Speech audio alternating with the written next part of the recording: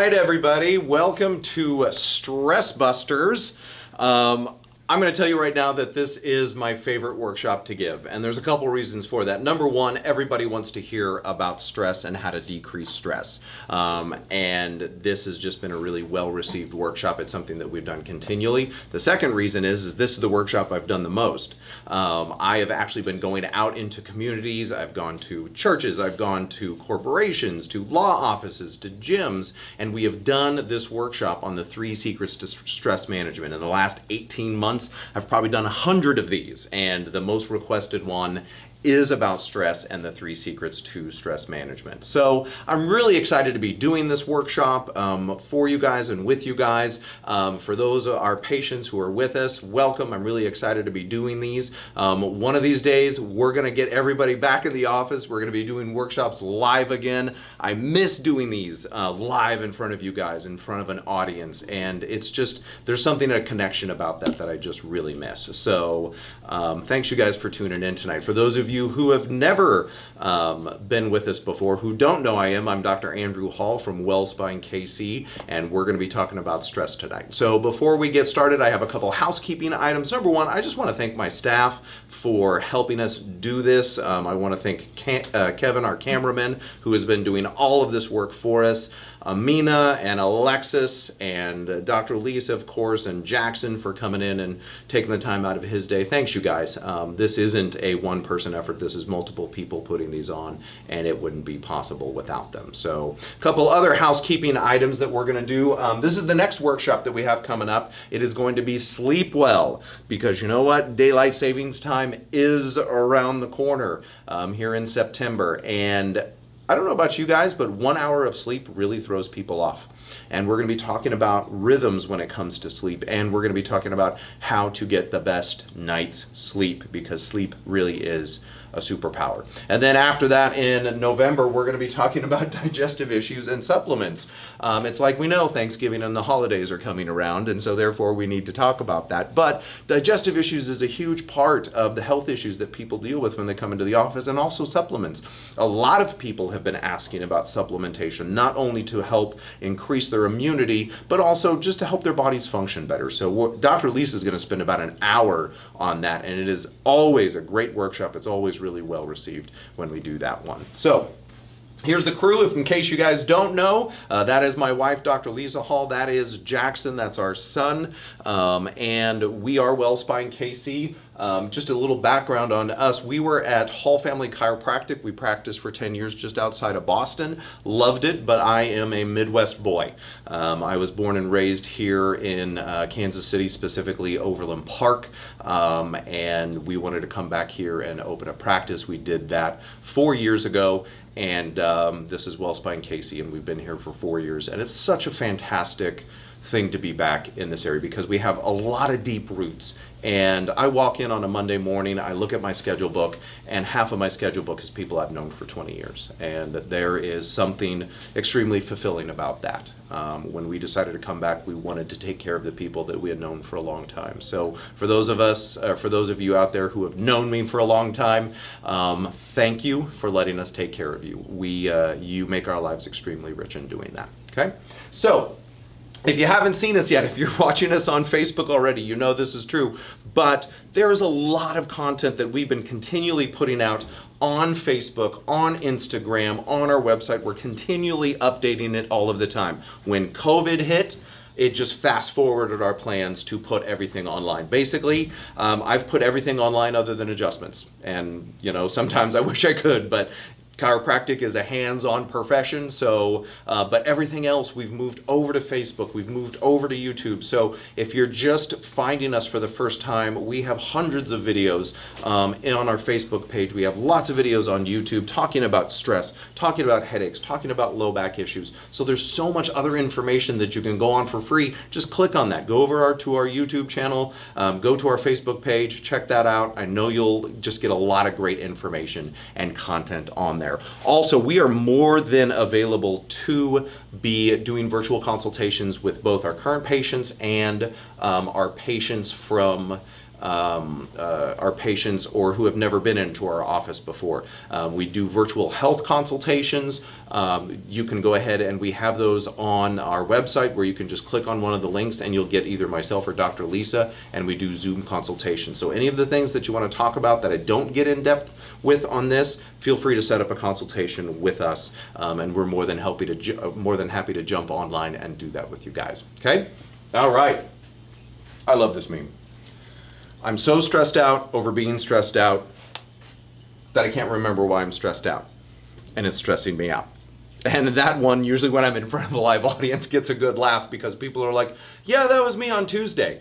Stress is a big deal, and let me show you how big of a deal it is. We're going to talk about this handsome devil just for a second. This is me, and this is me getting ready to graduate chiropractic college. And for those of you who don't know, we chiropractors, we have the same amount of education as a medical doctor. It's the same amount of hours. It's 5 years postgraduate. Dr. Lisa and I, we decided to go to Davenport, Iowa, and get our degrees at Palmer College of Chiropractic. And they said, listen, you guys can do the 5 years, but we have a program where you can do it. Basically, you condense it down, and we'll do it in 3.5 years. You basically just don't take summers off. You do 3 semesters a year. We call it trimesters. You do 10 of those, and you're going to save time and money. And we were like, hey, that's a great idea. It was awful. It was the hardest thing that I had ever done academically. And for those of you who know, and just to give you a little idea on this, every semester was 33 credit hours. And those weren't your average Comp 101. These were very high level anatomy, physiology, chemistry level courses. And so it made me sick. I worked and stressed out for 3.5 years. And we talk about stress in 3 different ways in our office. And this is what we're going to talk about tonight. We're going to talk about chemical stress, physical stress, and emotional stress. And I hit all 3 of those really hard for 3.5 years. And I got out of school, I was getting ready to graduate, and it's the sickest I'd ever been in my entire life. And when I finally did graduate, my body just said no. I wanted to get out and practice, and I wanted to practice a certain way, and my body said no. It had beat me up, or I had beaten it up for the last 3.5 years. And I had had this heart that I wanted to help people. I just paid all of this money for this knowledge and diploma, and my body just said no, that I couldn't do that. So I was really at a crossroads in my life at that point in time, and I believe everyone says hindsight's 20/20, but I believe that there are certain times in our lives when we're in a situation where we're about to make some decisions, and we know that those decisions are about to take our lives in one of 2 directions. And I was at that place, and standing there looking at it, there was one direction where it was a life of probability. And the probability, it was a life of possibility. I'm getting my ones confused here. I'm going to go back. It was a life of probability, meaning that if I keep doing what I'm doing, I'm probably going to get the same results. Meaning if I keep my life living the way that it's been living, I'm going to keep getting that.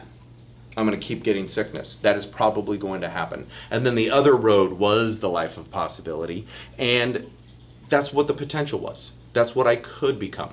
Those are the things that I could change. So at that decision, I chose the life of possibility. And I made 2 choices at that point in time. Number 1, I'm never going back here. I'm never going to let that happen again to me. I'm never going to let my health slip, because that didn't happen overnight.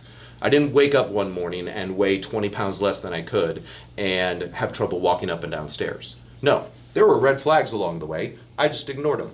I thought there were other things in my life that were more important at that time than my health.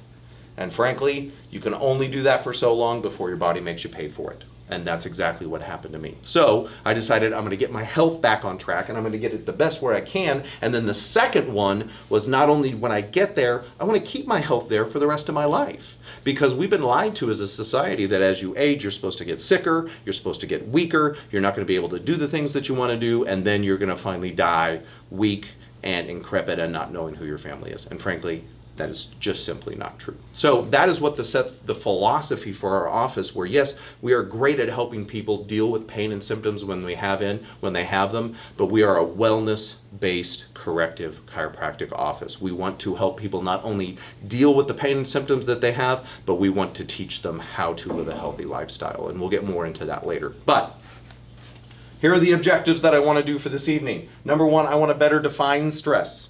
We've all got it.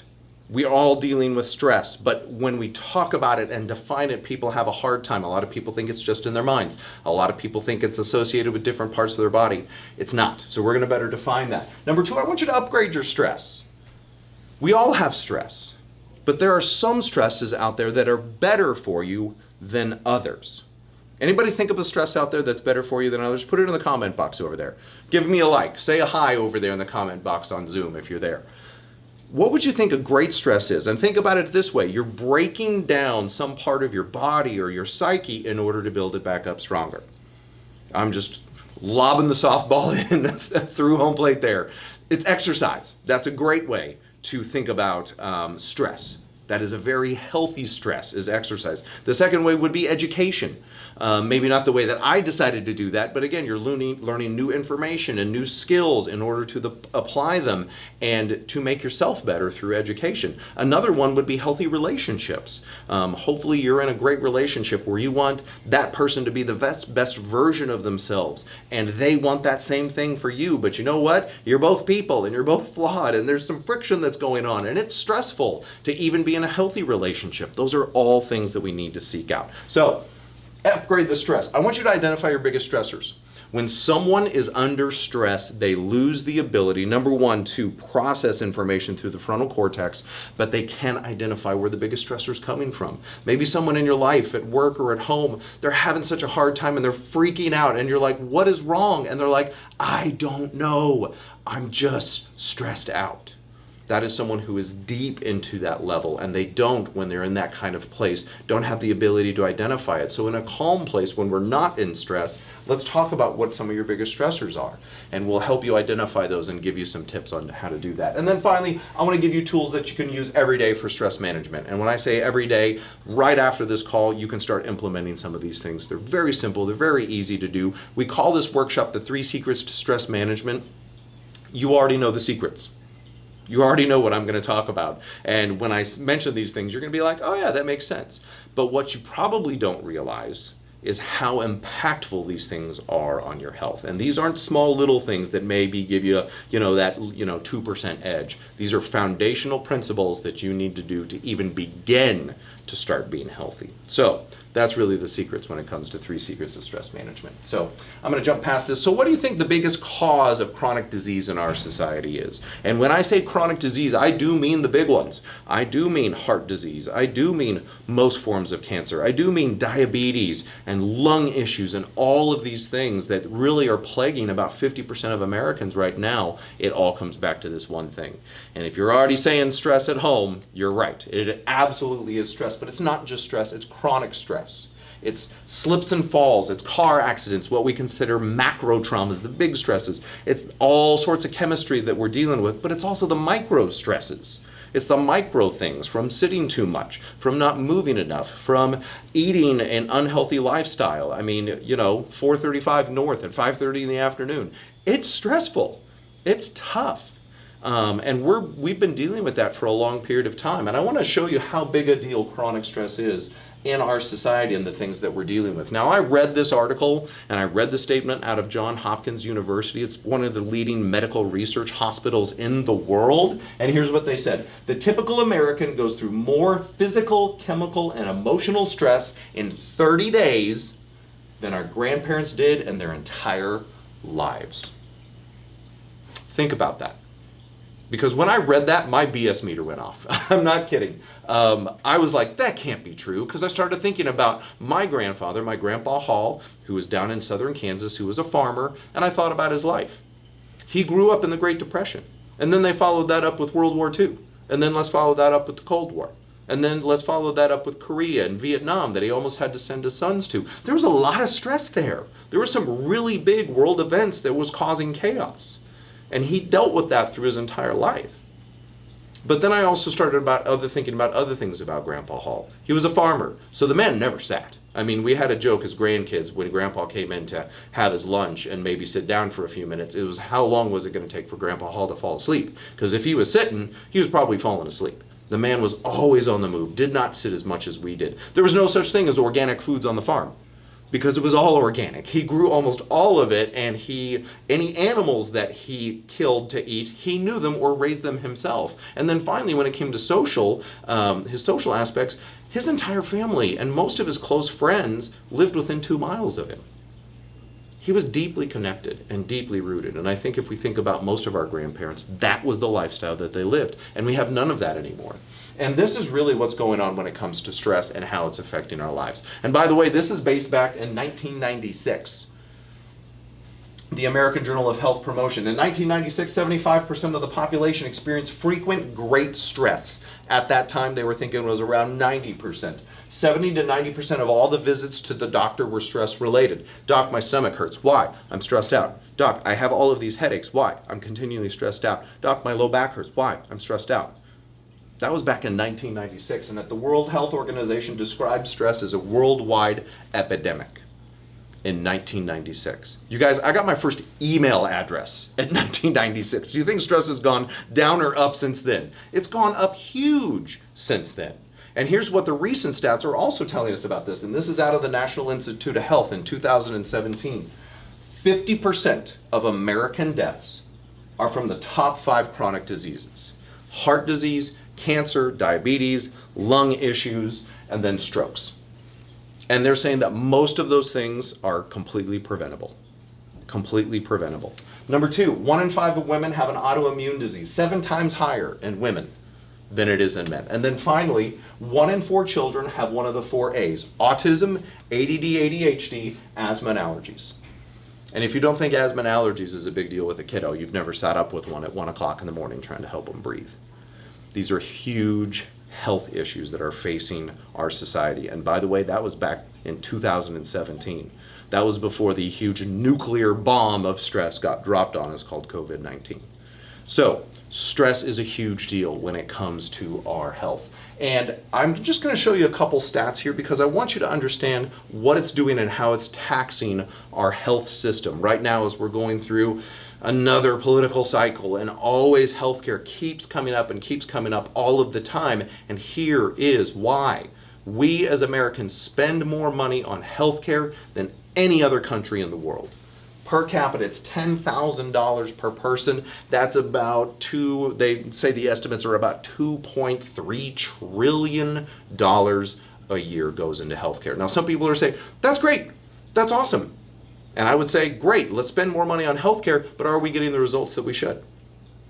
We're spending almost double what our closest competitor is as far as healthcare goes. So America, you would think, would be pretty good when it comes to health.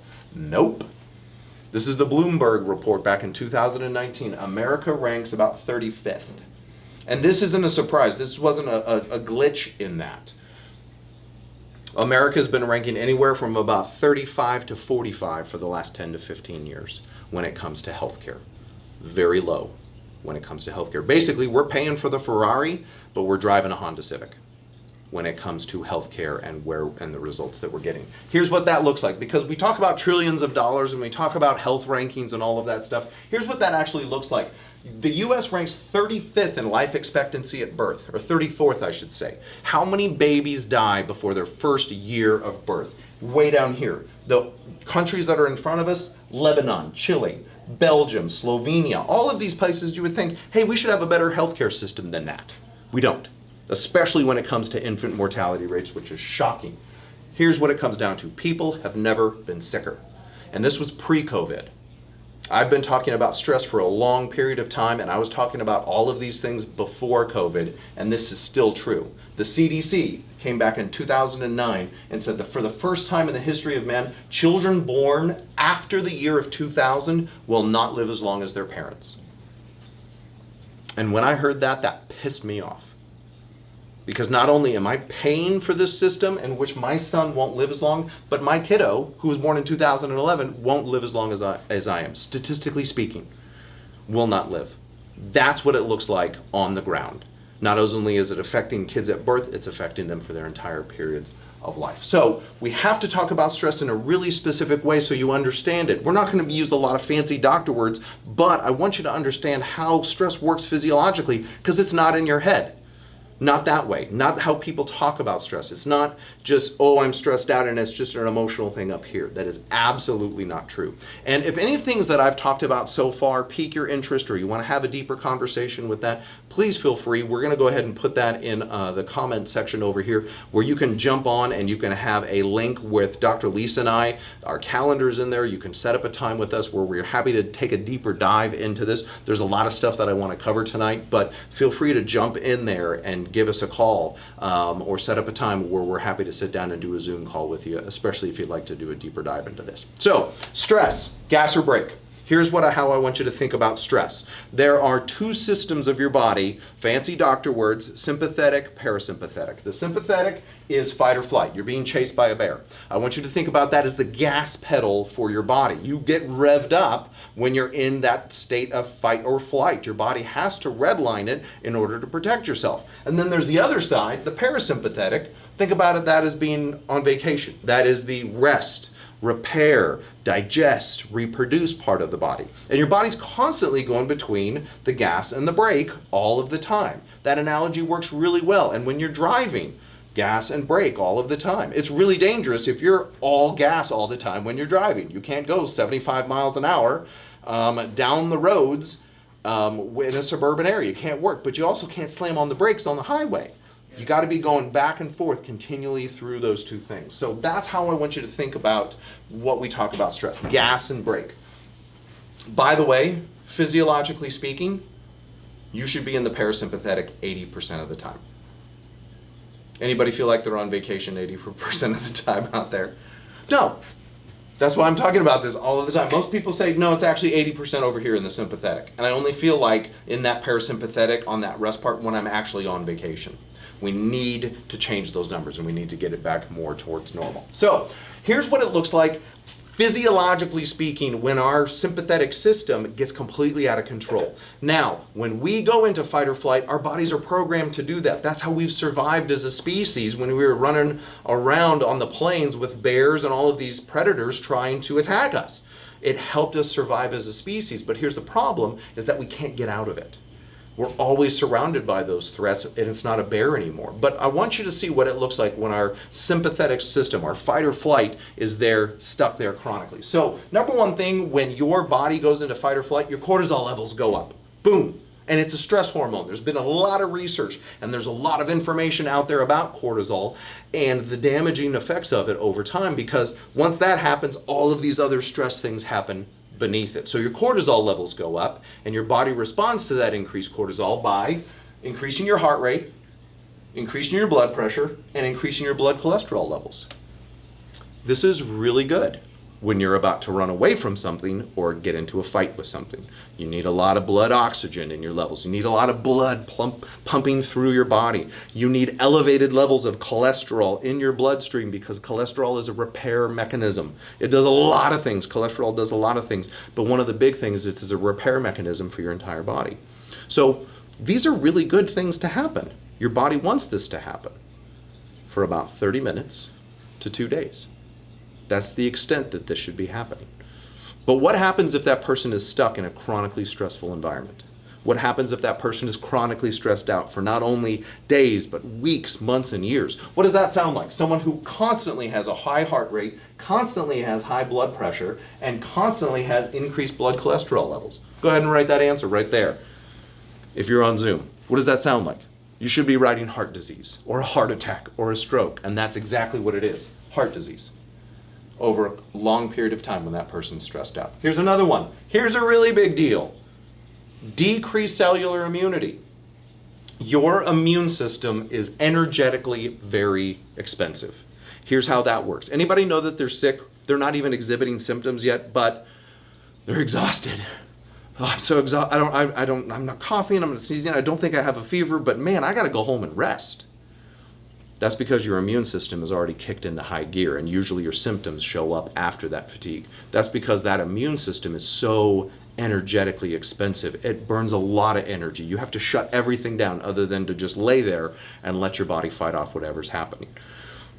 This is a good thing if you're not being chased by a predator. But if there is a stressful environment, if you're being chased by a predator or trying to fight something off, your body is not going to fight the common cold. when you're being chased by a bear. That doesn't make sense. Here's how it works in our society. Let's talk about finals, either high school or college or whatever it was. I could almost time it when I didn't know any better back in college. I would complete my last final. I would be burning through trying to get all of this done. The minute I finished that final, I would get sick.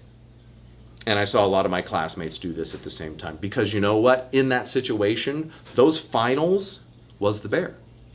We were trying to get away from that bear. And once we completed that final, then our immune systems kicked on and got sick.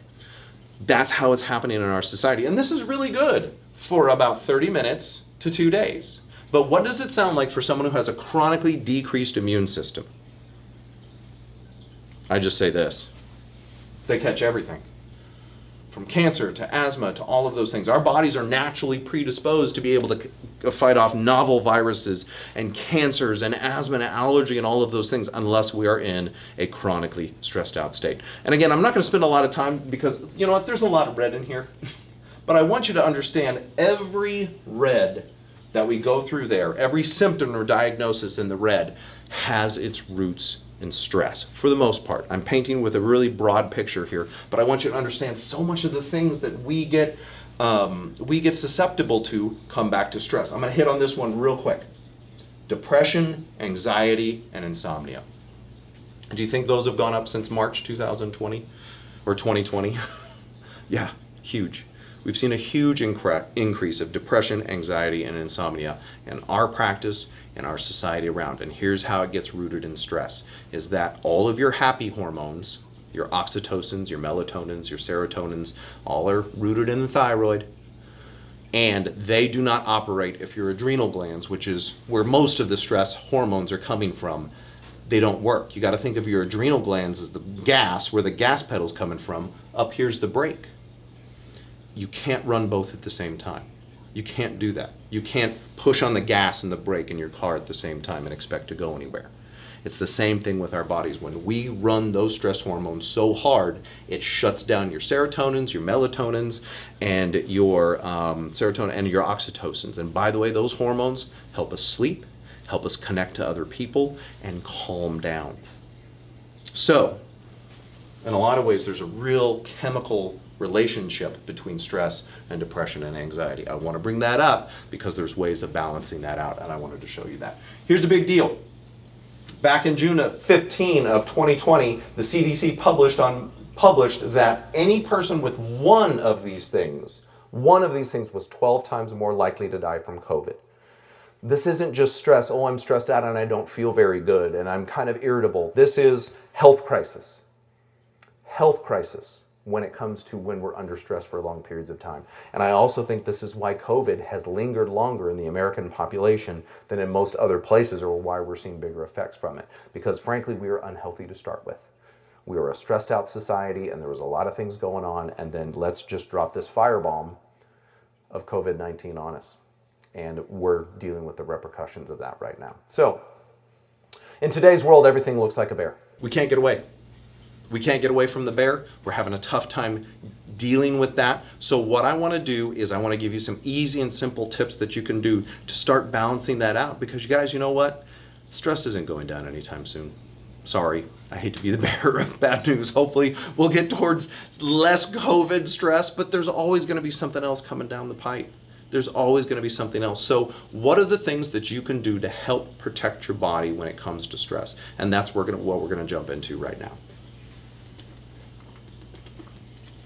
Real briefly, I want to ask you the question, how do you think most people assess their health? This is a really big deal. How do you think most people say, okay, well, there's an absence of this, so therefore I'm healthy, but if I have this, then I'm not healthy? Think about that. And if you got a minute, write it into that Zoom text box right there. What do you think that is?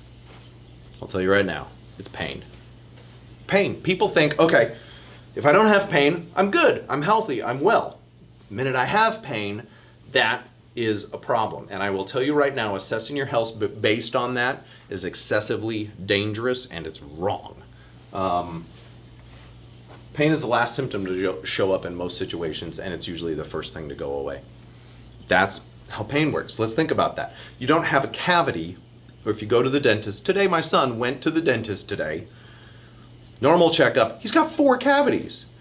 We're gonna have a discussion about brushing and flossing after this workshop, but he's got 4 cavities. And if I asked him, hey Jack, do your teeth hurt? He'd say no. But did those cavities just show up because he ate something sugary yesterday? Of course they didn't. That's been going on for a long period of time. I want you to understand that pain is usually something that is the last thing to show up in a situation and the first thing to go away. And I love this one. There's not a single medical textbook in the world that defines your health based on the absence or presence of symptoms. That's why we do tests. That's why we go in there and take tests and do the multiple things, because just because you're not hurting doesn't mean that there's not an issue there. Let's think about the #1 killer of Americans, heart disease. Anybody out there, can you stop and think right now, you know, that coronary artery, that's occluded about 75%. I'm going to wait until it's 95% occluded and then maybe I'll do something about that. No, that's ridiculous. That's crazy. In fact, for 30% of the people who do have heart disease, they don't even know it until they have a heart attack. Our bodies are not geared towards having pain as the barometer of whether we're healthy or not. So I want you to start changing your thinking on that. All right, so 3 types of stress: physical, emotional, and chemical. We're gonna hit on all 3 of these at a pretty rapid pace. Again, if you have any questions, just type them in right there, and we're gonna go through them. We're gonna start with physical stress because this is a big one, and I want people to understand how much their daily habits really influence this. So physical stress, how does your body move every day? This is where it starts. Hopefully it is not this gentleman right here. I really hope that's not your posture at work. I don't know if he's taking a nap. Maybe this looks a little familiar. For some of us who have been working at home since March, here's another one. Here's why posture is such a big deal.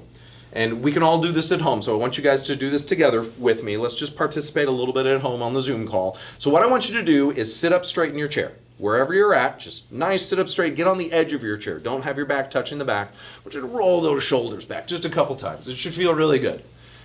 Again, when we get stressed, our shoulders start creeping up like that. We want to relax those muscles right through that area right there. Good. I want you to take a deep breath in right now, sitting up straight.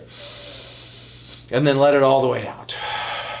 That should feel really good. Let's do it one more time. And out. Awesome. Here's what I want you to do now. I want you to bring your head forward as far as you comfortably can. No world records, but let's get it out there a little bit. Good? So, let's take that deep breath in again. And out. Try it one more time. And out. Notice the difference there? Get out of that posture. It's a terrible posture. When we bring our heads forward just 2 inches, not only does it increase the weight of our heads by 32 pounds, it decreases your lung capacity by 30%. 30%. And that's just the tip of the iceberg, what happens when it comes to forward head posture. And that's where a lot of people end up with this. Honey, how was your day? Great, how was yours? We're all forward head posture. We live in a society of forward head posture. Honey, I'm gonna go to bed and watch some Netflix. I really hope this is none of you guys. But again, forward head posture, it all comes back to that. Sitting is the new smoking. It's so stressful on our bodies. When people think about physical stress, they think of the macro traumas, the car accidents, the sports injuries, the concussions, and those are a big deal. But it's also, what are you doing every day? And most of us are sitting way too much. Now, we talk about posture because it's not just about an aesthetic thing where it's like your mom told you to sit up straight and it's really healthy for you. No, it's a foundation for how our bodies move in space, and it's a really big deal, especially when it comes to health. Hans Selye won, I'm gonna go back to that one real quick. Come on. Hans Selye won a Nobel Prize for the research that he did when it came to posture and the nervous system. The beginning of the disease process begins with postural distortions. And they said, Hans, which disease process? And he said, all of them. All of the disease processes come back to your posture and postural distortions. And then another great medical doctor, Dr. Alfred Bragg, the loss of the cervical curve stretches the spinal cord 5 to 7 centimeters and produces a pathological tension, putting the body in a state of disease. Basically what happens when you bring your head forward like that, it stretches out your spinal cord. It causes a pathological tension and puts you in a state of disease. This, over time.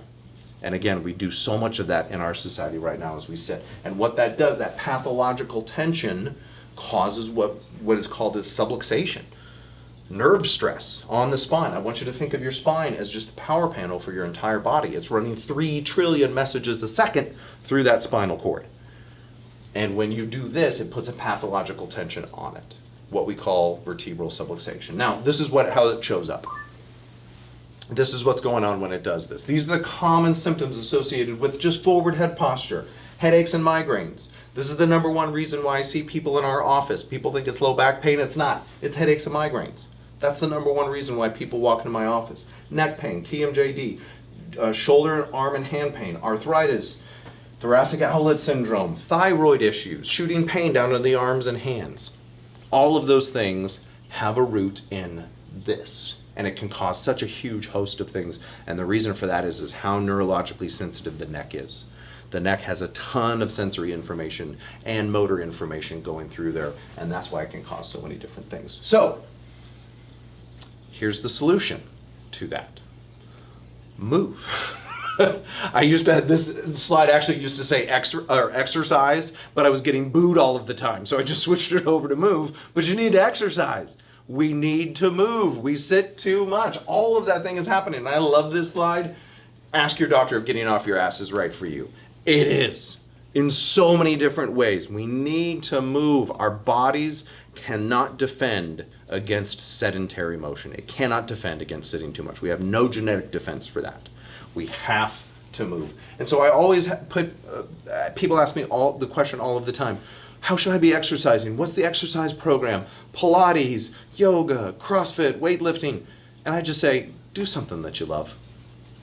Exercise and do something that you love to do, that you think I can do consistently, because especially at the end of the year when everyone makes their New Year's resolutions and people get up there and like, I am going to walk on the treadmill for 35 minutes in order to burn 400 calories. Please stop doing that. You're making yourself miserable. You're making the people around you miserable when you do that, and you quit in 2 weeks. Find something that you love to do that engages you, that you'll do consistently. Or here's another way to look at it. Find something that you love to do, and it may not be exercise, but exercise will make you better at it. I had a woman come in to me recently, and she said, Andrew, I'm getting ready to retire. I love working in the garden. I want to work in the garden. My goal is when the weather's nice enough, I want to work in the garden 3 to 4 hours a day. Can you help me do that? And I said, absolutely. So we set up an exercise routine for her to do that. And it was a lot of squats, it was a lot of core and all of those things. Find something that you love to do, be it playing on the ground with the kids or the grandkids, another sport, something like that, where you can exercise and you'll stay consistent and you'll see the results for that. Oh, and by the way, exercise makes you happier. This is out of the Lancet in 2018, 1.2 million Americans. And it didn't matter how they exercised. They took a certain amount of people who made this amount of money, but they exercised, and they took a certain amount of people who made this amount of money, but didn't exercise. These people right here, by far, were happier. Now, obviously, I mean, the goal, this would be nice, but down here, exercise makes you happier. Scientifically proven. Huge study about that. Think about that when it comes to exercise. And I also want you to think about this. No matter how slow you go, you're still lapping everybody on the couch. Do not beat yourself up for not being in the shape that you used to be in, or not being able to achieve the things you think you should. Get out there and do the work, and you will get to that point in time. No matter how slow you go, you're still lapping everybody on the couch. Okay? Good. All right, next stressor. Little hint here. Time check. We're doing great. Chemical stress. Where do you think most of us get most of our chemical stress on a daily basis? What is the source of most of our chemical stress? Any guesses out there? A lot of thoughts? Here it is. Most of you are probably doing this right now as you watch this Zoom webinar wherever you are at home. It's food. Whatever we put in our mouths. And some of you are like, that is disgusting. And some of you are like, that looks pretty good. So here's the thing, is I'm not going to do a whole seminar on food. We could sit here and talk for hours about food. There are webinars out there that talk about food. Dr. Lisa does a nutrition workshop where she spends an awesome hour talking specifics because people have so many questions about it. Here's how I want you to think about food. Stress or no stress. There are certain foods that add stress to your body, huge amounts of stress to your body. There are certain foods that do that, and most of you probably wouldn't have to guess too hard about what foods those are. Most of them, you can get them through the drive-thru. Huge amounts of stress on our bodies. But I also want you to understand there are foods that take stress away from our bodies, that decrease stress. And these are those foods. And I know some of you are already looking at the chocolate, but there's also lean meats, fruits, guac, veggies, sushi's in there as well. There's some great foods out there that actually take away stress. So here's how I want you to think about this. All of us during the week tend to have one day that's more stressful than others. For me, it's Thursday. Thursday's end of the week, it's a long day. So I set it up so when we come home and we're having dinner that night, I am going to probably have some kind of steak. We're going to have a salad. We're going to have a veggie on the side. I'm probably going to have a glass of red wine, and that in certain amounts does decrease stress as well. And there might be some dark chocolate at the end of that. That sounds pretty good, right? I just took stress away from my body. I just decreased the stress in my day right there. Now, I could also do the other one where it's like, honey, I'm too tired to cook. I'm just going to pick something up on the way through the drive-thru. I just added stress into my day. I just made a stressful day more stressful. And they say that certain foods out there, certain processed foods, things you get from the drive-thru, fast foods, it's like, chemically speaking, having a blowout fight with your spouse. That's how our bodies react to that stress. So, really understand that it plays a big role in what you're eating and how much stress you deal with. So here's the solution to that. Or, by the way, these are some fabulous books out there about food. Lisa and I get asked all the time, how do you guys tend to eat? And we tend to go towards that paleo side, which has always worked great for us. There's some changes with that, and that's why I like Rob Wolf's book, Wired to Eat. He's kind of the grandfather of the paleo movement, but The 4-Hour Body by Tim Ferriss is great. Grain Brain, groundbreaking stuff by David Perlmutter, and then the Ultimate Health Podcast has had all of those people on there, and you could just listen to them talk about their books for 30 minutes and see if you want to dive deeper into it. So here is the solution when it comes to chemical stress. Water. Drink more water. All of us need to drink more water. And really, here's the formula for it. You take half your body weight, you divide it in half, and that's how many ounces per day you need to drink of water. So I weigh 210 pounds, so I need to drink 105 ounces a day of water. And if I work out like I did today, I need to drink more of that. So that's about 4 to 5 liters a day. I'm going to drink some water right now.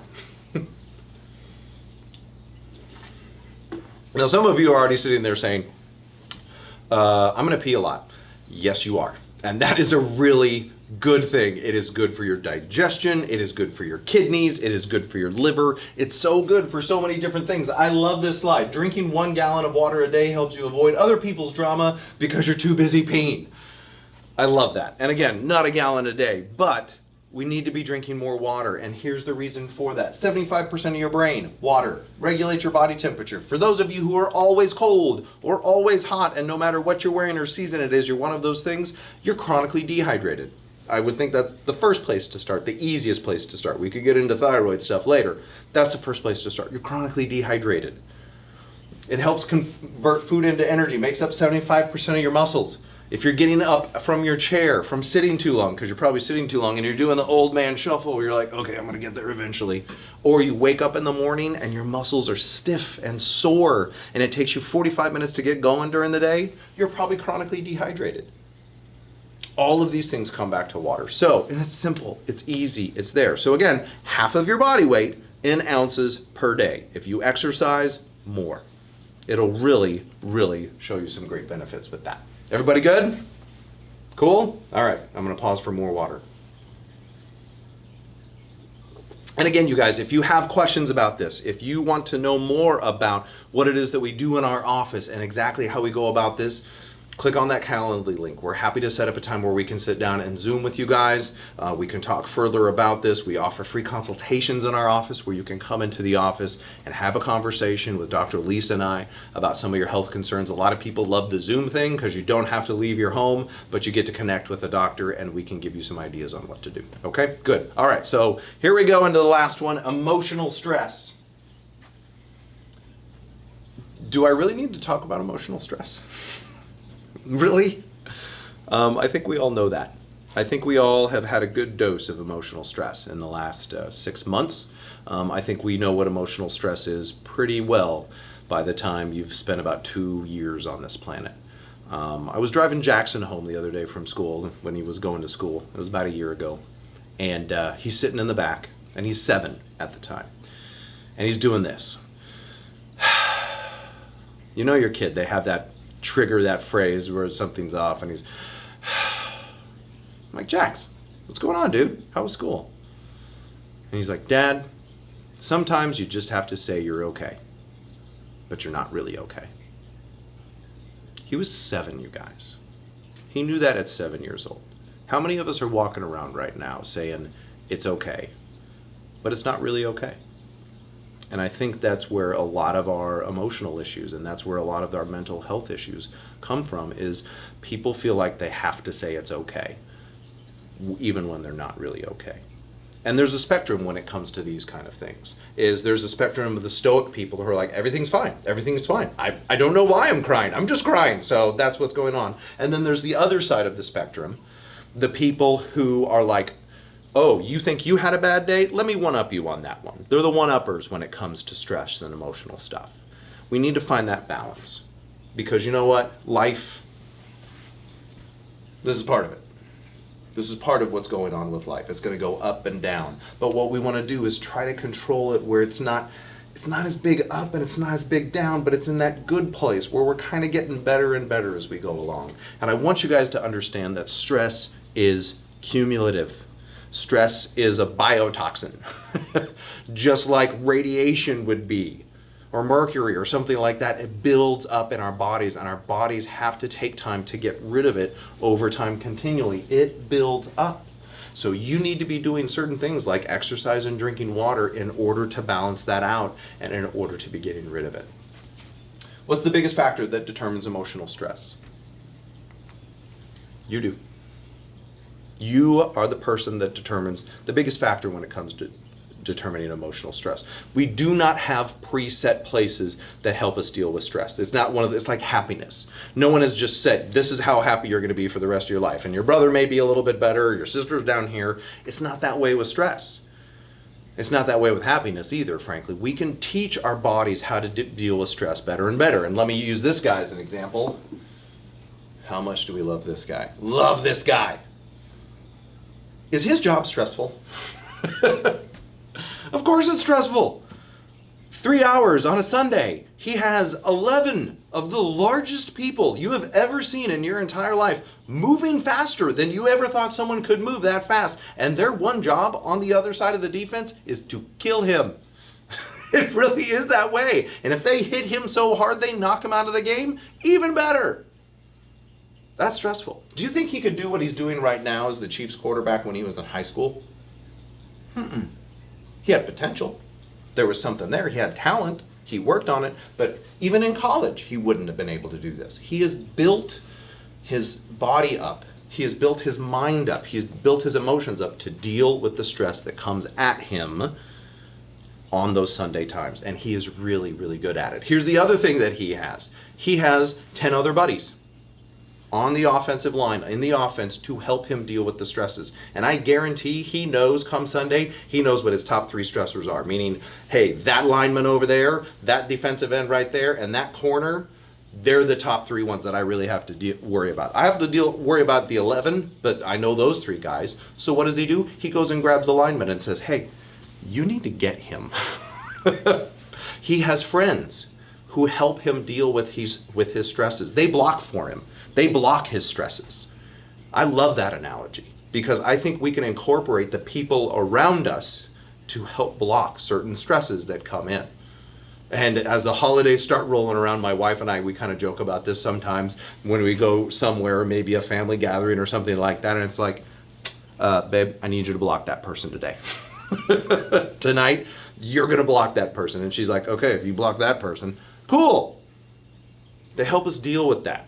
They help us deal with that. It's cool with that. It's great that way. Incorporate that. Use the people around you to help deal with those stresses. And here's the solution. It's love. Isn't that cheesy? Isn't that esoteric? You can't measure it. We don't know, but it's love.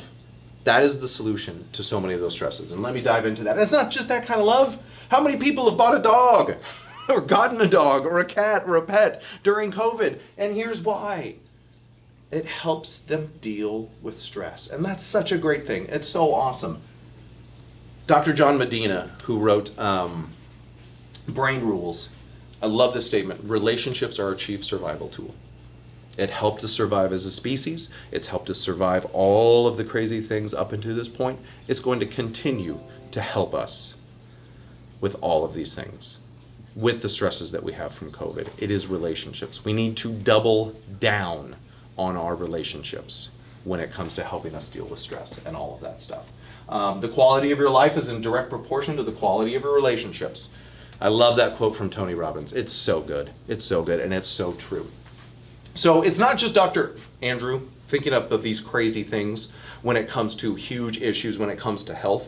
I base all of this on some of the best research out there, and I would really guarantee, and I would tell you and encourage you to go and check out some of these books from being able to reverse dementia and Alzheimer's. And I did say that correctly, reverse. Prevent and reverse dementia and Alzheimer's. This is a really big deal in our family because we lost my mom at the age of 67 to dementia and Alzheimer. And I didn't know that there was things that we could have been doing to help her not even get to that point. Do you think my brothers and sisters are reading this book? We absolutely are. But it's not just that. Autoimmune issues, thyroid issues, depression, all of those things are reversible and preventable. What all of these doctors and researchers are coming out and saying, and by the way, it has nothing to do with pharmacology. It has to do with the lifestyle choices that you're making right now and how well your body deals with stress, depending on whether you will have these things or not. And I hope that gives you guys a lot of hope out there, because there's a lot of people thinking, I have a thyroid issue, I'm going to deal with it for the rest of my life. I have depression, I'm going to deal with it for the rest of my life. I am starting to develop issues from dementia and Alzheimer's. I'm going to develop it, or I'm going to have to deal with that for the rest of my life. So much of the science is saying that's not true. So check those things out. Again, if you have questions, let us know. We're happy to help in those areas. It's so much fun to help people and give people hope when it comes to that stuff. So here's summing up. Exercise, water, and love. It'll change everything in your life. And it will in so many ways. Again, I told you guys, you knew the secrets to stress management already, but maybe you didn't understand how deep this goes. And what a big deal it is to make sure that our bodies are moving the way that it should, we're drinking enough water, and we're really doubling down on those relationships because it's such a big deal. Okay, so I'm going to wrap this up, and because people always ask me this question all of the time, why is a chiropractor talking about this? Don't you guys just pop bones and help people with low back pain or sciatica? Small part of my job is. There's a huge part of my job that is helping people deal with the stresses in their lives. So why do people come in and check this out? And I'll tell you real quickly, it's for wellness. And I know wellness is kind of almost a throwaway word anymore. How do you define wellness? Here's how we define it. You have to eat well, you have to move well, you have to think well, you have to do all of those things at the same time for a period of time, and then you're going to be well. You have to do all of those things at the same time in order to achieve wellness. And that's what we help people do. So I'm just going to share with you guys a couple stories here because this is a really big deal. And I'm going to jump back to this one really quick. We have a lot of people bring their kiddos in for digestive issues and constipation. And it's kind of gotten the word out that we help kiddos with that, because I've talked with parents before and they're like, yeah, my kid's dealing with this, constipation, colic, all of this stuff. I'm like, bring them in, we can help them. And here's an example of this where a mom was coming in, Lindsay. I'm just gonna jump over here. Lindsay was dealing with a lot of constipation herself. She was mom. And you can see on her x-rays, here's a normal healthy lumbar spine. We're looking at the person from behind. Hips should be level, spine should be straight up and down. You can see Lindsay was not that. And this is one of the direct reasons that she was dealing with constipation. Started adjusting her, doing a lot better. Her daughter was also dealing with that. And her daughter was 2. And she's like, is this something that we could help with? Absolutely.